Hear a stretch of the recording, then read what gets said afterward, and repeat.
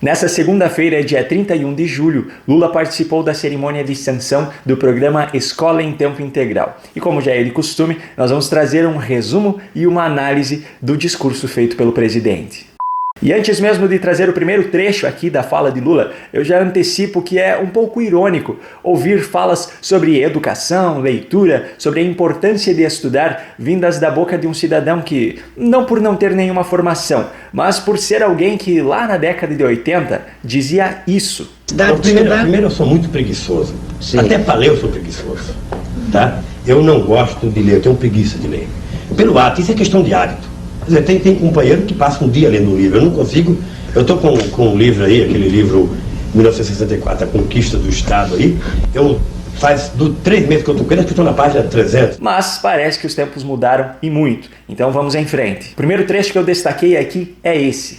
Só lembrar que até 1920 a Argentina já tinha feito a sua primeira reforma universitária e a gente não tinha sequer a nossa primeira universidade.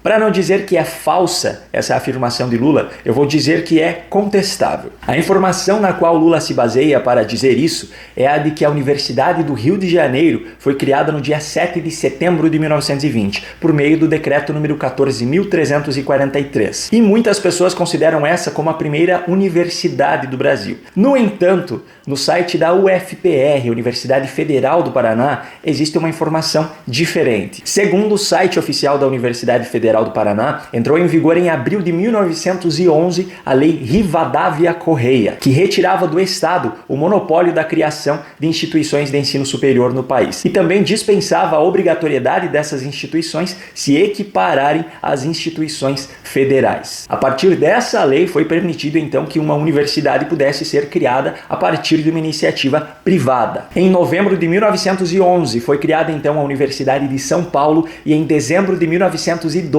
a Universidade do Paraná. Em 1915, o decreto número 11.530 criou novas regras e dentre elas trouxe novamente a exigência de que todas as universidades se equiparassem a estabelecimentos oficiais. Essas regras provocaram o fechamento da Universidade de São Paulo no ano de 1917. Já a Universidade do Paraná, em 1918, adotou uma estratégia. Foram separadas as faculdades de Direito, Engenharia e Medicina, concedendo-lhes autonomia de ensino, mas mantendo-as no mesmo prédio e sob uma única direção. Isso permitiu então que a Universidade do Paraná continuasse funcionando e esse funcionamento contínuo, mesmo com esse desmembramento temporário, faz com que oficialmente, segundo o site da UFPR, a Universidade do Paraná seja considerada como a mais antiga do Brasil. Lembrando que a sua fundação foi em 1912. E eu chamo a atenção aqui que a fala de Lula não apenas ignora totalmente essa parte da história, como ainda dá a entender que o ensino superior no Brasil surgiu apenas ali nesse período, no ano de 1920, o que não é verdade. As universidades surgiram nessa época no Brasil, mas as faculdades já existiam há um bom tempo, como é o caso da Faculdade de Cirurgia da Bahia e também a de Medicina no Rio de Janeiro, que foram fundadas ambas em 1808. Mas se tudo isso fosse levado em conta, as narrativas dos discursos de Lula não teriam tanto efeito, não é mesmo?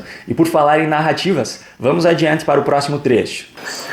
Então o Brasil tudo é sempre muito atrasado.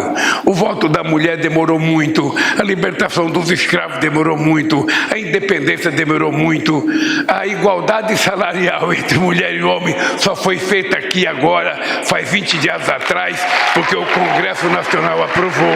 Olha, eu não vou nem me dar ao trabalho de explicar tudo isso novamente, porque eu falei exatamente isso na semana passada. Já existia há décadas uma lei que tratava sobre a igualdade salarial entre homens e mulheres que exercessem a mesma função. A Lei número 1723 de 1952, assinada por Getúlio Vargas, trazia o seguinte texto: sendo idêntica a função a todo o trabalho de igual valor prestado ao mesmo empregador na mesma localidade, corresponderá a igual salário sem distinção de sexo, nacionalidade ou idade. Pois bem, se a lei já existia há décadas, mas não estava sendo cumprida, a falha estava sendo no poder executivo, que não estava conseguindo cumprir sua função de fazer-se cumprir as leis. E quem representava o poder executivo no Brasil de 2003 a 2010? Lula, do PT. Enfim, indo adiante no discurso, não poderia faltar, é claro, aquele tradicional ataque às gestões anteriores.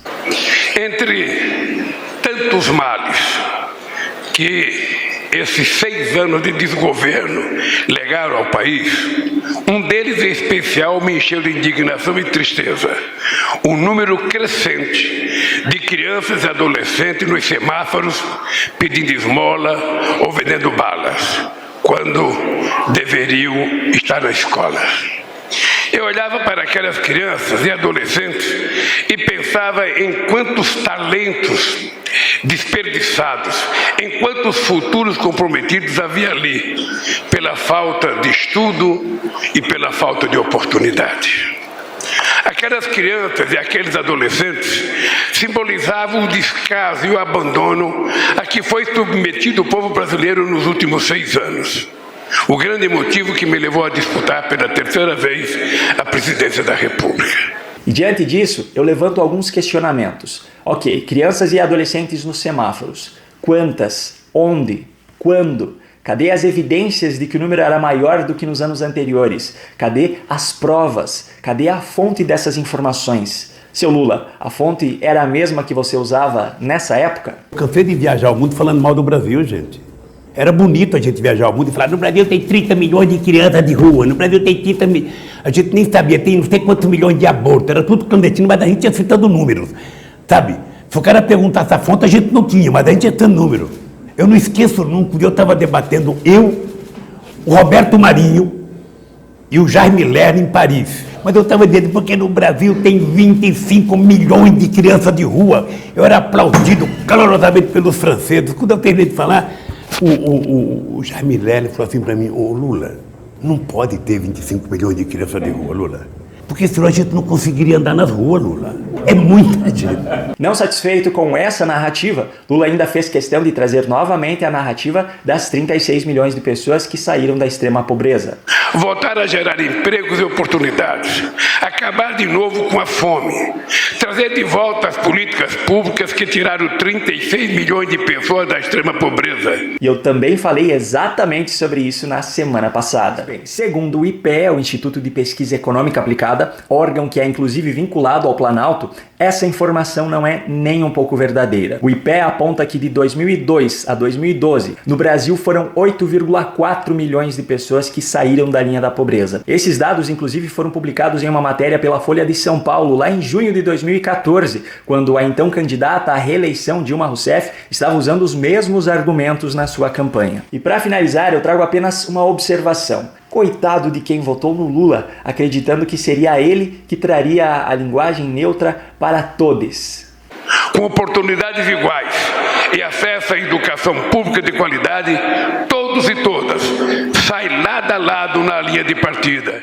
Parlamentares, trabalhadoras e trabalhadores, empresárias e empresários, professores e professoras, estudantes, todos e todas têm um papel extraordinário a desempenhar. Se você gostou desse conteúdo, compartilhe para que cada vez mais pessoas possam saber o que está acontecendo no Brasil. Não deixe de se inscrever no canal, caso ainda não seja inscrito, e de ativar o sininho de notificações. Um grande abraço e até o próximo vídeo.